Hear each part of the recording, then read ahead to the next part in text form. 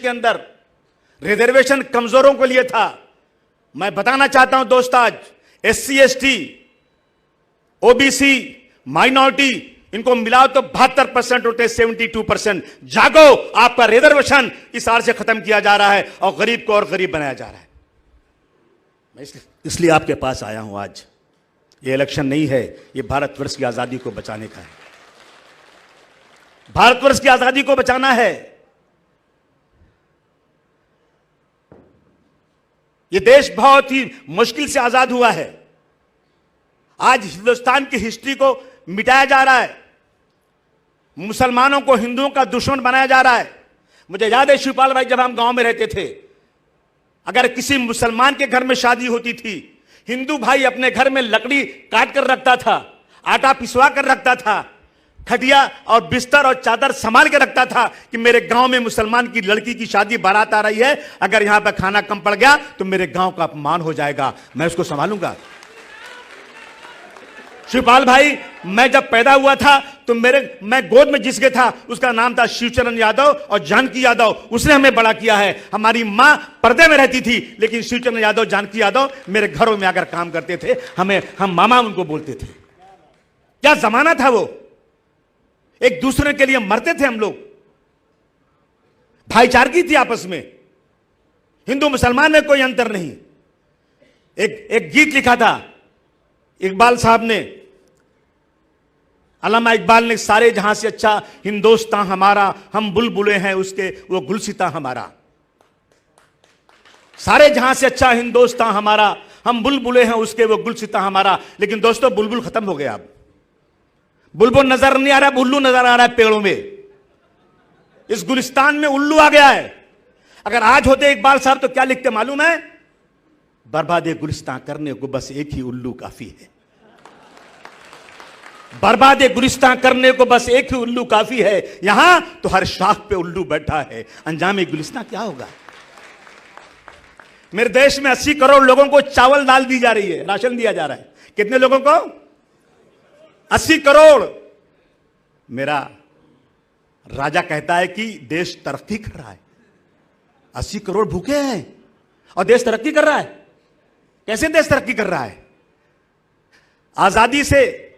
आजादी से 2014 तक देश पे कर्ज था 58 लाख करोड़। आज कितना है? 1,55,000 करोड़। कितना है? 3 गुना बढ़ गया। कितने साल में? 9 साल, 9.5 साल में 3 गुना बढ़ गया। हर बच्चा पैदा होता है 20 कितने हजारों का कर्जदार है। हम आजाद हैं, फिर भी हम आजाद हैं। आइए संकल्प कीजिए आज कि हम छोटे हो जाएं चलेगा, लेकिन हम गांधी जी के सपनों को इस देश में गांधी जी के सपने को तोड़ने वाले को कभी बख्शेंगे नहीं। कहते हैं कि अगर चाहे आत्मा नाम की कोई चीज होगी और गांधी जी की आत्मा, मौलाना अबुल कलाम की आत्मा अगर देखती होगी जमीन हिंदुस्तान की तरफ नजर देकर, तो खून के आंसू रोती होगी कि जिस गांधी जी ने अपने बदन पर आधे कपड़े पहन के इस देश को आजाद कराया, उस गांधी जी के कातिल की आज मूर्तियां बनाई जा रही देश में। कातिल की मूर्तियां बनाई जा रही हैं। कितने दोगले हैं ये लोग। कभी जाते हैं गांधी जी के वहां पर समाधि पर फूल चढ़ाते हैं और कभी गांधी जी के कातिल की मूर्तियां बनाते हैं, उसका वाहवाह करते हैं। इसलिए आपसे कहना चाहता हूं दोस्तों, आज मैं आपके पास चलकर आया हूं। शिवपाल भाई आपको इसलिए बुलाया है कि आप बहुत बड़े लीडर हैं। आप लोगों ने समाजवादी पार्टी बनाई और आसमान की ऊंचाई पर यूपी में ले गए। ये बैठे हुए लोग हैं ना, ये सब यूपी वाले हैं। हाथ उठाओ, कितने यूपी वाले हो?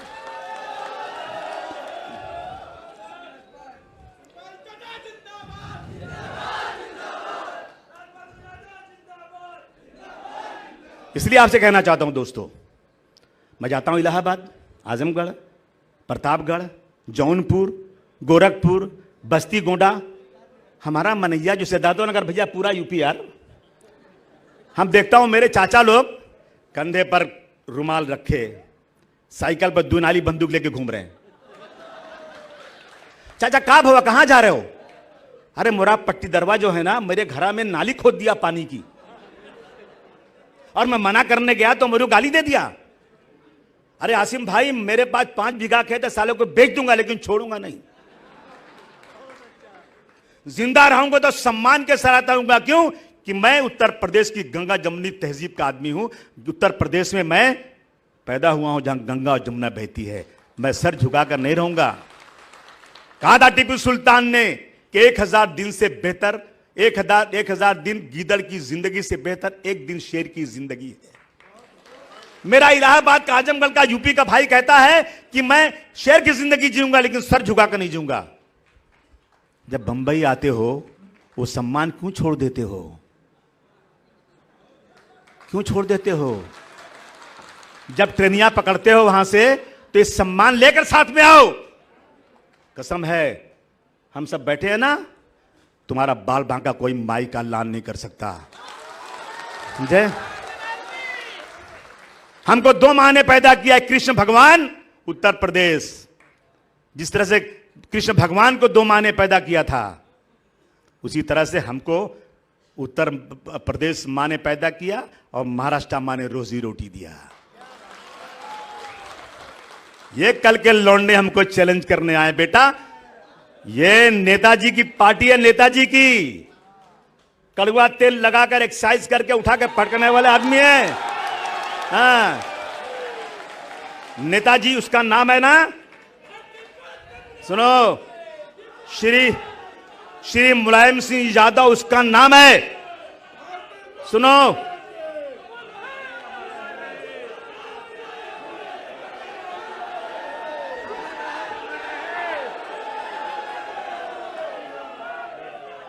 नेताजी उसका नाम है मुलायम सिंह यादव। जो बड़ी बड़ी आंधियों का रुख मोड़ देने वाले का नाम है मुलायम सिंह यादव। किससे टक्कर लेना चाहते हो? हसलियत में आ जाऊंगा जिस दिन ना, बहुत भारी पड़ जाएगा, समझ लेना इस बात को। मैं तो इसलिए खामोश हूं कि मेरा यूपी का भाई बेचारा, उसका गांव में बूढ़ा बाप बेचारा बीमार है, उसको पैसा भेजना है, उसकी लड़की का हाथ पीला करना है, उसको बच्चे की फीस भेजना है, वो कमाने आया है। 30 तारीख को मनी ऑर्डर का इंतजार करता है। वरना मैं हैसियत तुम्हारी ठीक करना जानता हूं जो यूपी वालों के साथ खड़े रहते। तिवारी जी आपको याद होगा, वो क्या नाम था जो नाचते रहता ऐसा इसलिए लिखे, क्या नाम होगा एमपी का? अरे जो हमको बुलाया मुलन में आ तू। हाँ, क्रिस सुमैया। तू सुन ले क्रिस सुमैया, अगर तू देख रहा तो सुन ले। एक यादव की पान की दुकान तूने पुलिस वालों के साथ तोड़ा था ना, और मैं आया था उस यादव को लेकर, तेरे घर के सामने मंच लगाया था। मैंने कहा था क्रिस सुमैया, तो पुलिस के बल पर उसकी दुकान तोड़ा है। अगर तूने अपनी माँ का असल दूध पिया है तो मेरे इस यादव का हाथ मोड़ के दिखा दे, मैं अभी वापस चले जाऊंगा। कहा था कि नहीं कहा था? बोलो बोलो। बस निकल घर से बाहर बेटा, पटक दे इसको, मैं अभी चला जाता हूं आजमगढ़ इलाहाबाद। किसके चक्कर में पड़ा है? किसके चक्कर में पड़ा है? ये हिंदुस्तान हम सबका है। ये तो कृपा शंकर सिंह रहे, पता नहीं कहां गए आजकल। बहुत परेशान है भैया। एक दिन हमके फोन कहले, सुना कृपा भाई तू सुन ला जोन बतिया हमके कहले रहा, तू सुना क्या कहे मालूम है? आसिम भाई आज बड़ा अपमान हो गया।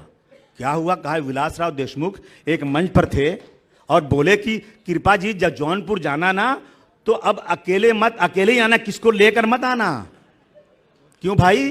बंबई में बहुत ज्यादा भीड़ होती जा रही है। आसिम भाई कुछ करो। मैं बोला अच्छा, तू काहे नहीं करते हो यार? कहा हम वही पटिया में है ना। मैं बैठा उस दिन, मैंने बुलाया मेरी साथ, क्या करना चाहिए? एक नारा निकाला मैंने, मुंबई है आपकी नहीं किसी के बाप की। याद है कि नहीं याद है? याद है ना?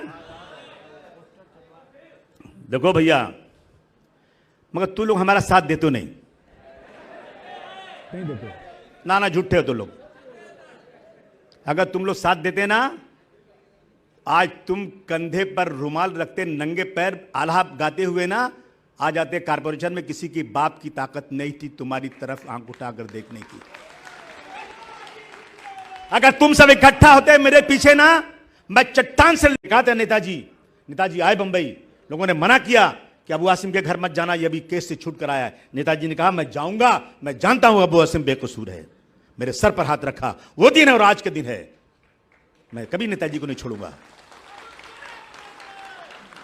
मैं नेताजी के वसूलों पर चलता रहूंगा, चलता रहूंगा, चलता रहूंगा, चाहे मेरे पैर लहूलुहान हो जाएं, मेरे पैर टूट जाए, मेरी आंख खराब हो जाए, लेकिन मैं नेताजी का झंडा कभी नहीं छोड़ूंगा, कभी नहीं छोड़ूंगा। जिसने मेरे साथ एक कदम चला, मैं उसके साथ 1000 कदम चलने को तैयार हूं। कुछ दोगले लोग थे, मेरे साथ आए, चले गए। मैं जिसे आगे बढ़ाता हूं वही मुझे पीछे गिराता है। मेरा पाला हुआ बच्चा मुझे आंखें दिखाता है। सत्ता के लालची हैं लोग, सत्ता की सत्ता नहीं, सुन लो, एमएलए, एमपी, नगर सेवक, ये कुछ नहीं है। नेता बनो, नेता, नेता बनो, नेता बनो। एक वादा करो मुझे आज, और सुनो, सच बोलना, झूठ मत बोलना। करोगे वादा? 100% वोटिंग करना है, 100% वोटिंग होना चाहिए। देश के संविधान को बचाना है। और सिर्फ जो लोग सेकुलरिज्म के हैं, जो लोग गांधी जी की, जो लोग डॉक्टर राम मनोहर लोहिया की, जो लोग भीमराव अंबेडकर के वसूलों पर चलते हैं, उन्हीं को वोट देना है। करोगे? और दूसरी बात सुनो सर, मैं आपसे एक बात और कहना चाहता हूं। आप नेता हमारे हैं, ईवीएम को हटाइए।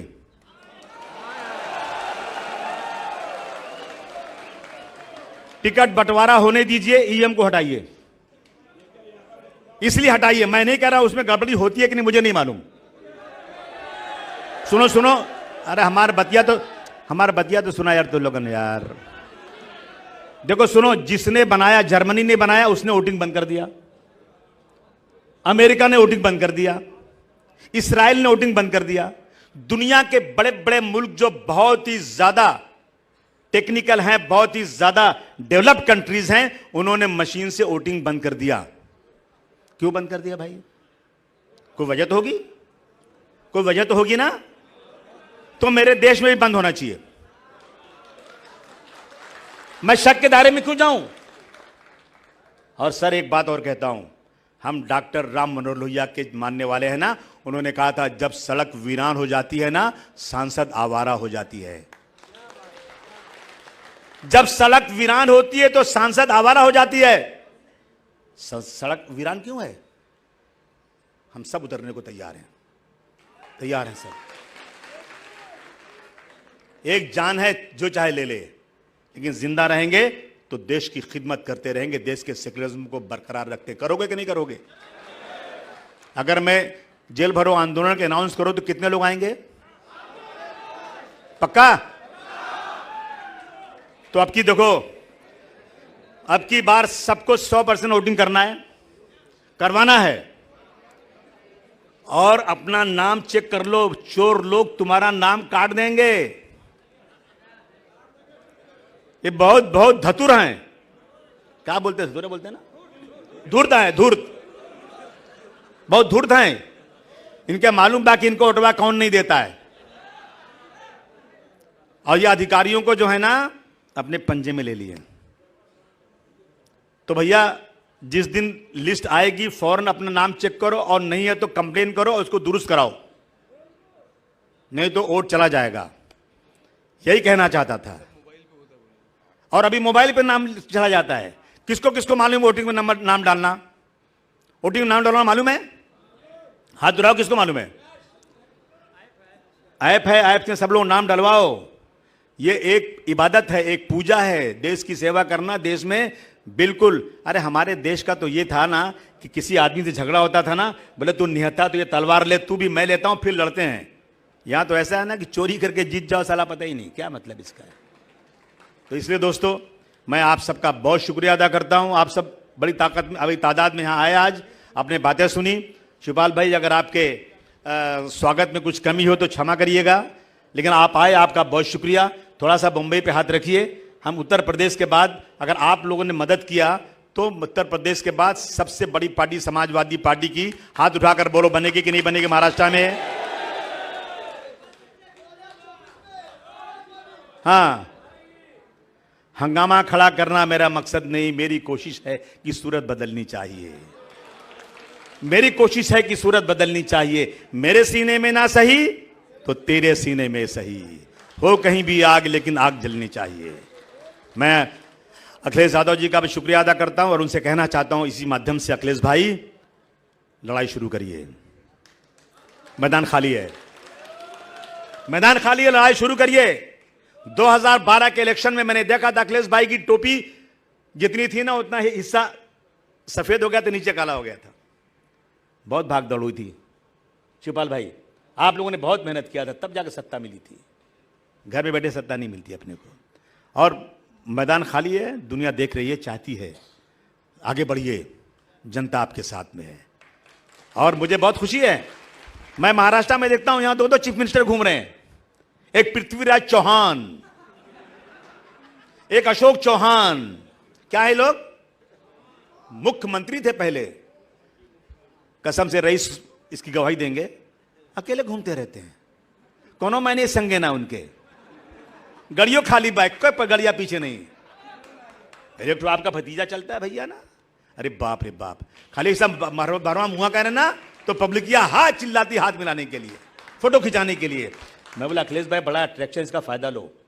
जो अल्लाह ने, भगवान ने जो आपको चुंबक दिया है जनता से ना, निकलो सड़क पर और छोड़ दो हेलीकॉप्टर, निकलो सड़क पर, गाड़ी लेके हंगामा हो जाएगा, हंगामा।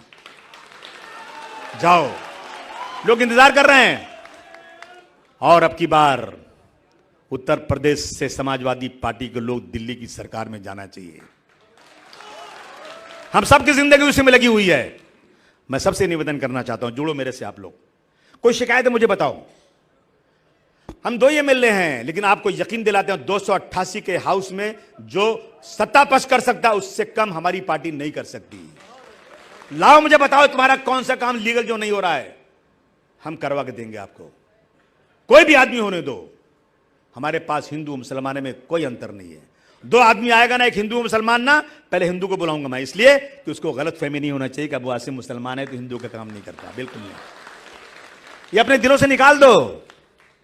मैं मुलायम सिंह यादव का झंडा लेकर चल रहा हूं।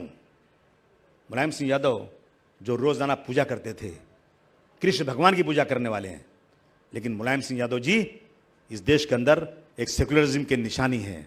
भगवान से दुआ है कि, ईश्वर से दुआ है कि ईश्वर उनकी आत्मा को शांति दे और उनके बताए हुए रास्ते पर हम लोग चलें। शिवपाल भाई की मदद हमको मिलती रहे। शिवपाल भाई उत्तर प्रदेश में हंगामा कीजिए कुछ और बताइए कि अब की बार हमको सत्ता में आना है। आप सब आए, आप सब आए, आप सब आए, आपने बातें सुनी, आप जुड़िए, पद पद पे आइए, मेंबर बनिए, झंडा लगाइए, दिखाइए चारों तरफ कि समाजवादी पार्टी मुंबई में एक बहुत बड़ी पार्टी बन के उभरने वाली है। करोगे ना भाई? बहुत शुक्रिया, बहुत शुक्रिया। जय हिंद, जय समाजवाद। साथियों, अभी आमदार भाई अबू आसिम साहब को आपने सुना। मैं हमारे माननीय राष्ट्रीय नेता को बुलाने से पहले 2 शब्द आपके सामने मैं रखना चाहता हूं, क्योंकि अभी कुछ बातें ऐसी कंफ्यूजन की हुई कि मुझे वो सफाई देना लगता है कि मुझे वो सफाई दे देना चाहिए। मैं 2000 की बात बता रहा हूं आपको। सन 2001 में यही मालवनी के अंदर एक मस्जिद के अंदर हम लोगों ने आंदोलन किया था और उस आंदोलन के अंदर हम लोगों को हाशिम भाई के साथ 7 दिन जेल में रहना पड़ा था, थाना जेल में। और वो 7 दिन की मैं अपना वाकया बताना चाहता हूं कि उस 7 दिन के अंदर जिस बैरक में हम समाजवादी लोग थे, उसके बगल के बैरक में जितने भाई लोग थे हाशिम भाई के एंटी, वो सारे लोग दूसरे बैरक में थे। और जब आमदार भाई अबू आसिम साहब को आपने सुना, मैं हमारे माननीय राष्ट्रीय नेता को बुलाने से पहले दो शब्द आपके सामने मैं रखना चाहता हूं, क्योंकि अभी कुछ बातें ऐसी कंफ्यूजन की हुई कि मुझे वो सफाई देना लगता है कि मुझे वो सफाई दे देना चाहिए। मैं 2000 की बात बता रहा हूं आपको। सन 2001 में यही मालवनी के अंदर एक मस्जिद के अंदर हम लोगों ने आंदोलन किया था, और उस आंदोलन के अंदर हम लोगों को हाशिम भाई के साथ 7 दिन जेल में रहना पड़ा था, थाना जेल में। और वो 7 दिन की मैं अपना वाकया बताना चाहता हूं कि उस 7 दिन के अंदर जिस बैरक में हम समाजवादी लोग थे, उसके बगल के बैरक में जितने भाई लोग थे हाशिम भाई के एंटी, वो सारे लोग दूसरे बैरक में थे। और जब इनका ये होता था तो वो अपना हरे रामा उसी जेल के अंदर ही करने लगते थे। हाशिम भाई ने अकील भाई थे, अकील भाई को बोला कि मौर्य जी को तुम भी अगरबत्ती ला के दो, और ये जब हरे रामा करते हैं ये भी जाके उनके साथ में घंटी बजाएं और हरे रामा करें। दूसरा वाकया आपको बता रहा हूं, यहां जो लोग बैठे हैं, मुझे लगता है कि लगभग 25% लोगों को इस चीज का, वो हमारे साथी थे। उसी 2001 के अंदर सर, यही मालाड के अंदर जो वागेश्वरी मंदिर है, आपको बता दूं उस समय जो है राम नाईक जी रेल राज्य मंत्री थे और सत्ता में बीजेपी थी। उस समय वन विभाग के नाम पे गोरेगांव से लेकर के और लगभग थाना तक सैकड़ों मंदिर तोड़ दिए गए, एक भी मंदिर नहीं बचा है। आज आप जाकर के बोरीवली का जो नेशनल पार्क है, सबसे 500 साल पुराने मंदिरों को तोड़ा गया। लेकिन उसी समय जब महाराज अबू हाशिम साहब के पास आए, और वहां हमारा नगर सेवक एक था भाई सौदागर के पास गए लोग, सौदागर जो है हाशिम भाई के पास लेके आए, और हाशिम भाई वहां मंदिर का विजिट किए, नेताजी से बात किए दिल्ली। नेताजी ने कहा कि उसके महाराज को, उनके महाराज जी को मेरे पास भेजिए।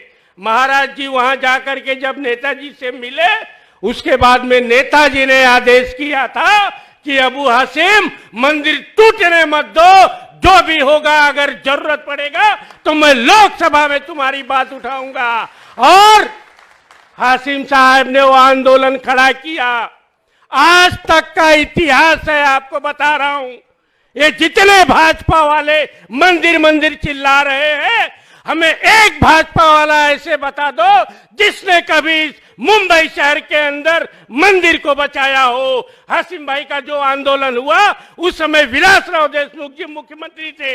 हम लोग गए और विलासराव देशमुख जी ने उस मंदिर को स्टे दिया, और स्टे में ये लिखा कि इसका पक्षदार कोई है तो वो समाजवादी पार्टी है। ये आपकी बहुत बड़ी जीत थी।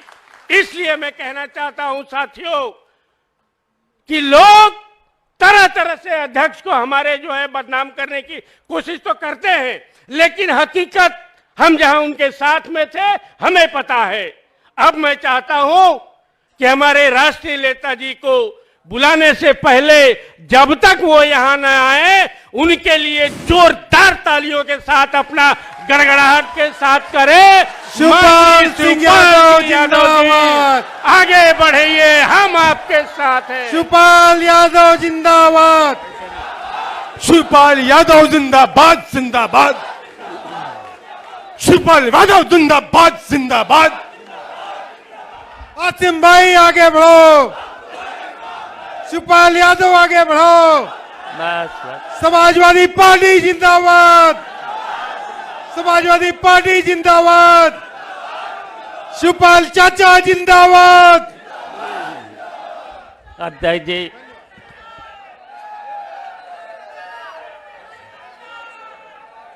आज के इस उत्तर भारतीय सम्मेलन के अवसर पर उपस्थित अबू हाशिम आजमी साहब, रईस शेख विधायक जी, अजय यादव जी, मिराज सिद्दीकी जी, गिरजा शंकर यादव जी, कुबेर मौर्य जी, प्रदेश जनसभा के अध्यक्ष फयाद अहमद जी, एडवोकेट रवाने जी, doctor Babulal Singh ji, Kilachand Yadav ji, doctor RM Pal ji, Surendra Mishra ji, Rajesh Yadav ji, Anees Ahmad Warsi साहब और यहाँ उपस्थित सभी पार्टी के सभी पदाधिकारीगण, नगर सेवक एवं सभी कार्यकर्ता और पत्रकार बंधुओं, सबसे पहले तो हम बहुत आज खुश हूँ कि यहाँ पर पूरे महाराष्ट्र के और खासकर उत्तर प्रदेश के और सभी उत्तर भारतीय लोग यहाँ पर आज इस सम्मेलन में उपस्थित हैं। अभी आपने यहाँ पर सभी अबू हाशिम से लेकर के बहुत सी बातें हो ही चुकी हैं और अबू हाशिम साहब ने सब कुछ है आपको बता दिया है। और इस समय जो देश में भारतीय जनता पार्टी की सरकार जो है, इसने पूरे देश का सौहार्द बिगाड़ने का काम किया है और इसका एक ही मकसद है, हमेशा इसका भारतीय जनता पार्टी का हमेशा एक ही मकसद रहा है, आपस में फूट डालो, आपस में बांटो और राज करो। और इस समय जो पूरे भारत में आप जो देख रहे हो, जो अबू हाशिम साहब ने तो सब कुछ बता ही दिया है, जितनी फायदे की संस्थाएं थीं, रेल से लेकर एयरपोर्ट से लेकर के वो सभी संस्थाएं आपको गिना दी हैं, सब पर कब्जा करती चली जा रही हैं। और ये संस्थाएं किसको दे रहे हैं? देश के बड़े 20 पूंजीपतियों को, उसमें खासकर अडानी और अंबानी को, इन्हीं को तो दे रहे हैं। और आज आपको पता होगा और आपने सुन भी लिया होगा, 2014 से पहले इस देश पर कितना कर्जा था, केवल 98 लाख करोड़ रुपया कर्जा था। 98 लाख करोड़ रुपया कर्जा था। और आज इस हिंदुस्तान पर कितना कर्जा हो गया है? 205 लाख करोड़ रुपया। और आपको याद होगा, यही भारतीय जनता पार्टी के लोग सरकार बनने से पहले कितने उन्होंने वादे किए थे। इन्होंने वादा किया, सबसे पहले तो वादा किया था हम अच्छे दिन लाएंगे। इन्होंने कहा था कि भ्रष्टाचार खत्म कर देंगे और इन्होंने कहा था कि हम जितना भी देश पर कर्जा है उसे कम करेंगे। लेकिन आज कर्जा कितना बढ़ा? लगभग 4 गुना। मोहतरम आदरणीय शिवपाल भाई का बहुत बहुत धन्यवाद करता हूं, बहुत शुक्रिया अदा करता हूं कि मैंने सिर्फ एक बार इनको फ़ोन किया कि सर मुंबई प्यासी है आपकी, आप आ जाइए, आ जाइए आप लोगों के बगैर हम यहाँ काम नहीं कर सकते, हमें ताकत दीजिए। शिवपाल भाई आए, मैं तालियां बजाकर इनका बहुत बहुत अभिनंदन करता हूँ। राजेश यादव साहब हमारे साथ असेंबली में कंधे से कंधा मिलाकर महाराष्ट्र की राजनीति में पूरी ताकत से काम करने वाले मेरे भाई रईस शेख साहब, अजय यादव साहब का जब नाम लेता हूं तो सीताराम यादव जी की भी याद आती है। उनका भी बहुत प्यार था, नेताजी बहुत मानते थे उनको। गिरियाशंकर यादव जी, कुबेर मौर्य साहब, राजेंद्र बहादुर यादव जी, रमाशंकर तिवारी साहब, मिराज सिद्दीकी साहब, निसार अहमद खान साहब, रईस भाई रसासी वाले, फ़हद अहमद साहब, रुखसाना नाजिम सिद्दीकी साहिबा, मेराज अंसारी साहब, इरफान खान साहब, एसबी यादव जी, रियाज पप्पू साहब, इसहाक साहब, बाबूलाल सिंह, डॉक्टर बाबूलाल सिंह जो सदर महाराष्ट्र कमेटी के हैं, उनका भी किलाचंद यादव साहब, senior leader, doctor Rampal ji, सदर पाल समाज, सुरेंद्र मिश्रा जी, सदर बर्मन समाज, और यहाँ मौजूद तमाम दोस्तों, साथियों, भाइयों और बहनों। दोस्तों, इलेक्शन आ रहा है 2024 का। आपको याद होगा, जो लोग 1947 देखे हैं, इस देश के लिए, हमारी कौम, हमारी इस जिंदगी के लिए 1947 एक बहुत बड़ा टर्निंग पॉइंट था। 1947 के पहले हम हिंदू और मुसलमान कंधे से कंधा मिलाकर इस देश की आजादी की लड़ाई 190 साल तक लड़ी थी। हिंदू मुसलमान भाई भाई की तरह से थे, लेकिन अंग्रेजों ने फूट डालो और राज करो, भारतवर्ष में पाकिस्तान और हिंदुस्तान बना दिया। हिंदू मुसलमान अलग हो गए। अगर आज कहा जाए किसकी जिम्मेदारी है, तो मैं कहूंगा कि गांधी जी का नेतृत्व बहुत मजबूत था। मौलाना अबुल कलाम आजाद साहब कहते थे कि मेरी लाश पर पाकिस्तान बनेगा। लौह पुरुष सरदार वल्लभ भाई पटेल से मजबूत कौन? क्यों पाकिस्तान हिंदुस्तान बन गया?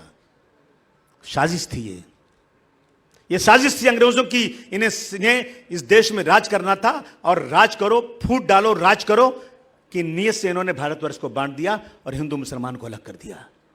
कहां है मेरा हिंदुस्तान? मैं उसको ढूंढ रहा हूं। ना पूरा का पूरा हिंदुस्तान, ना बांग्लादेश, ना पाकिस्तान, मैं उस हिंदुस्तान को ढूंढ रहा हूं। दोस्तों, मेरे साथियों, एक बहुत टर्निंग पॉइंट आया 1947। उसके बाद एक टर्निंग पॉइंट है 1992। पूरा देश हिल गया देश की सेक्युलरिज्म को खत्म करने के लिए। 1992 को कभी भूल नहीं सकते, और हम नेताजी के बहुत बहुत बहुत ज्यादा उनके आभारी हैं कि नेताजी, आपने इस देश में संविधान को जिंदा रखने के लिए आपने जो कदम उठाया, कभी जिंदगी में कोई सेकुलर इंसान उस बात को भूल नहीं सकता। अब एक टाइम आ रहा है 2024, बहुत बड़ा टर्निंग पॉइंट आ रहा है। इस देश के लिए सबसे बड़ा टर्निंग पॉइंट है। 190 साल लगे थे इस देश को आजाद करवाने के लिए। 190 साल। 6 दिसंबर 1992 को फिरका परस्तों की साजिश से इस मुल्क की फिरका परस्ती पर कब्जा हो गया। सेकुलरिज्म जो हमारे मुल्क का संविधान है, उसके ढांचे तोड़ दिए गए। आपको याद होगा, सुप्रीम कोर्ट के जज साहब जब फैसला कर रहे थे तो कह रहे थे कि 1949 की रात को मस्जिद में मूर्ति रखना क्राइम था, क्राइम। ये मैं नहीं कह रहा हूं, ये जजमेंट है शिवपाल भाई, ये गलत था। वो 1992 में मस्जिद का ढांचा किसी कोर्ट ने ऑर्डर नहीं किया था तोड़ने के लिए। उस मस्जिद को तोड़ने का कोई कानूनी ऑर्डर नहीं था। जानते हैं कि नहीं जानते हैं आप लोग? कोई भी कानून से तोड़ने का ऑर्डर नहीं था। आपने हथियार लिया, तोड़ दिया। आप कोर्ट से परमिशन लेते, मुकदमा चल रहा था। एक टर्निंग पॉइंट बहुत बड़ा आया इस देश के अंदर। इसलिए दोस्तों, अब जो है संविधान की धज्जियां इस देश में उड़ाई जा रही हैं। इस मुल्क में फिरका परस्ती, गंगा जमुनी तहजीब को खत्म करने में लगी हुई है। डॉक्टर भीमराव अंबेडकर का सेकुलरिज्म, डॉक्टर लोहिया का सोशलिज्म, गांधी जी का नॉन वायलेंस, ये सब देश में खत्म किया जा रहा है। देख रहे हैं कि नहीं देख रहे हैं आप? गांधी जी का नॉन वायलेंस खत्म हो गया देश के अंदर। आज डॉक्टर लोहिया के सेकुलरिज्म की आज धज्जियां उड़ाई जा रही हैं। और आज गोडसे, गोलवालकर और सावरकर का फासिज्म इस देश में, इस राज कायम किया जा रहा है। यह आज इस देश में हो रहा है। इसलिए आपके बीच में चलकर आज मैं आया हूं आपके दोस्तों बात करने। 2024 में हम इस जगह खड़े हैं कि सिर्फ इलेक्शन नहीं लड़ना है, बल्कि आजादी जमहूरियत के स्तंभ को तोड़ा जा रहा है, उसको बचाना है। सिर्फ इलेक्शन नहीं है, ये इस देश की आजादी के स्तंभ को बचाना है। याद रखना दोस्तों, मीडिया हो, जुडिशरी हो, ब्यूरोक्रेसी हो, इन सबको, मीडिया, जुडिशरी, ब्यूरोक्रेसी, इन सबको या तो लालच में या तो डर से इन सब पर कब्जा किया जा रहा है। One nation one election, one nation one law, ये नारे लग रहे हैं जो ना, वो वन नेशन वन पर्सन है। वन नेशन वन इलेक्शन नहीं है, वन नेशन वन लॉ नहीं है, वन नेशन वन टैक्स नहीं है, ये वन नेशन वन पर्सन का नारा दिया जा रहा है उस पर्दे के पीछे से। याद रखिए दोस्तों, ये इस तरह का राज इस जमहूरियत में कायम करने की कोशिश आज की जा रही है।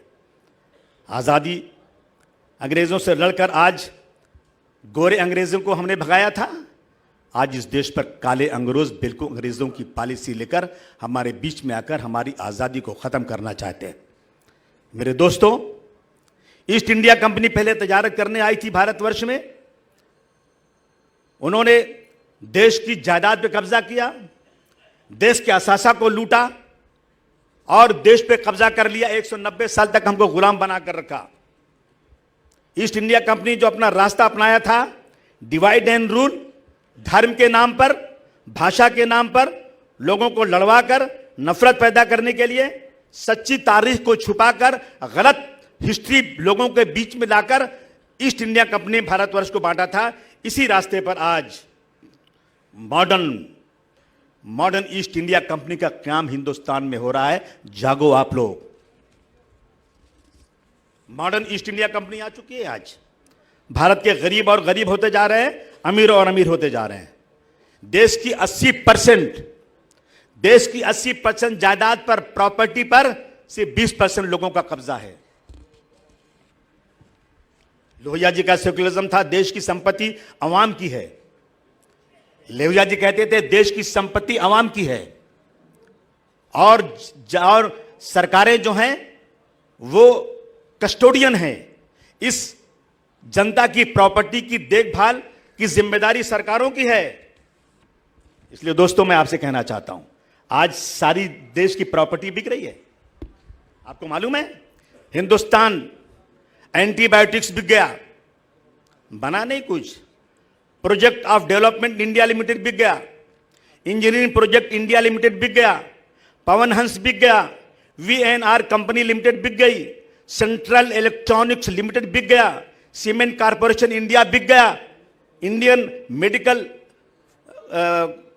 लिमिटेड बिक गया, एलम स्टील प्लांट बिक गया, भदावी स्टील प्लांट बिक गया, दुर्गापुर स्टील प्लांट बिक गया, फेरो स्क्रैप निगम लिमिटेड बिक गया, नागरल स्टील प्लांट NDMC बिक गया, भारत अर्थ मोन लिमिटेड बिक गया। सुनो जरा कान खोल करके, HLL लाइफ केयर बिक गया, भारत पेट्रोलियम कॉर्पोरेशन लिमिटेड बिक गया, शिपिंग कॉर्पोरेशन ऑफ इंडिया बिक गया, कंटेनर कॉर्पोरेशन ऑफ इंडिया बिक गया, नीलचंद स्पॉट निगम लिमिटेड बिक गया, हिंदुस्तान पेपर लिमिटेड बिक गया, Bharat pump and compression limited बिक गया, स्कूटर्स इंडिया लिमिटेड बिक गया, हिंदुस्तान न्यूज लिमिटेड बिक गया। कितना बताऊं आपको मैं?